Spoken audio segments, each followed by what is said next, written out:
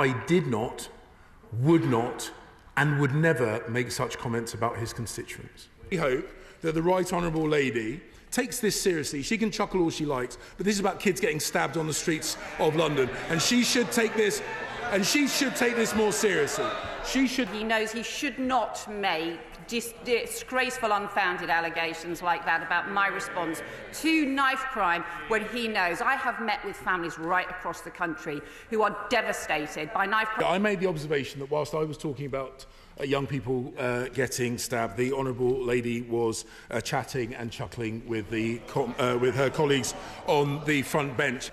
The Labour Party and indeed the Home Secretary in her statement like to talk tough on border security, but today's statement, despite all the hyperbole and the made-up numbers, is basically an admission of what we knew all along, is that the Labour Party have scrapped the Rwanda partnership on ideological grounds, removed a deterrent which the National Crime Agency said that we needed, and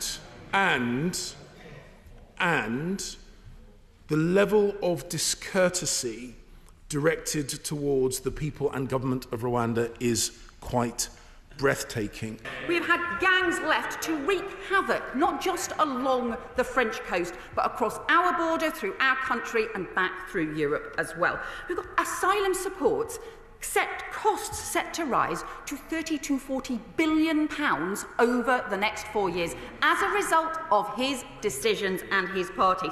And as for this idea about deterrent, I'm really sorry. I'm sorry, 4 volunteers being sent to Rwanda isn't a deterrent to anyone for anything at all. Why are 34% of children in my constituency living in poverty? During Prime Minister's questions today, I asked the Prime Minister why 34% of children in my constituency lived in poverty. Before the Prime Minister answered, the Home Secretary chose to add in his pennyworth. Yes, I have contacted his office, advising him I plan to name him, but sadly he's chosen not to be in the chamber. He was seen and heard to say, "Because it's a shithole." For the avoidance of doubt, the honourable gentleman accused me of making derogatory remarks about his constituency. And my response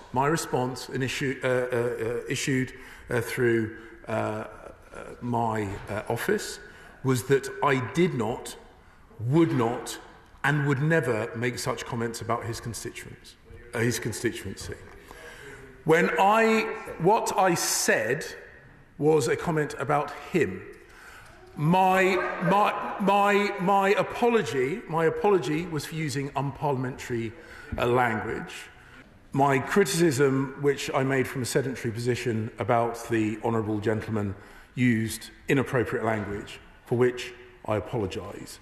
But I will not accept that my criticism was of his constituency, because it was not. This week, the war that President Putin expected to last just 3 days reaches a year in duration.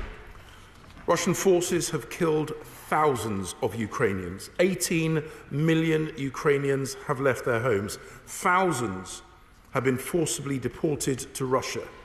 Historic cities now lie in ruins. Russia has targeted hospitals, schools, and energy supplies, and because of Russia's blockade of Black Sea ports and its economic blackmail, some of the world's poorest people are now paying higher prices for food, for energy, and for the means of survival. In the areas liberated from Russian forces, the Ukrainians have uncovered mass graves, as well as evidence of rape and torture on an unimaginable scale. Putin is responsible for this. His invasion was unprovoked and it was illegal. He could stop it at once by withdrawing his forces from Ukrainian land. But he is making the lives of millions of people hell for the sake of his imperial delusions. He blundered into a war that he cannot and will not win. Ukrainians were always going to resist a hostile attack aimed at wiping out their country. Early last year, in New York, I predicted that if Putin were foolish enough to invade Ukraine, that Ukrainians would defend their homeland ferociously, and I've been vindicated in that prediction. Today, they are more unified, more proud, more determined than ever. Thank you, Mr. Speaker.